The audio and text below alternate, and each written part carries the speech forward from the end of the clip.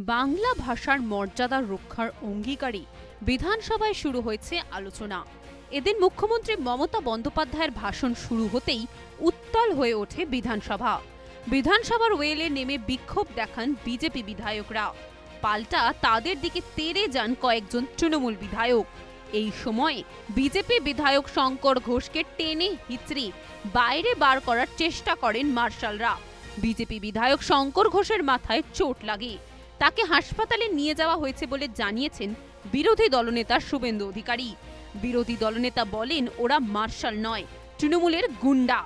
বাংলা ভাষার ওপর আক্রমণ নিয়ে মুখ্যমন্ত্রী সবে বক্তব্য রাখা শুরু করেছিলেন, তখনই শঙ্কর ঘোষ স্লোগান শুরু করেন, কেন শুভেন্দু অধিকারীকে সাসপেন্ড করা হয়েছে আর সে বিষয়ে কেন দু রকমের বক্তব্য রাখা হয়েছে। বারবার স্পিকার তাকে সতর্ক করেন। শঙ্কর ঘোষ অনড় থাকেন। মুখ্যমন্ত্রীকে থামতে হয়। এরপরই শঙ্কর ঘোষকে সাসপেন্ড করেন স্পিকার।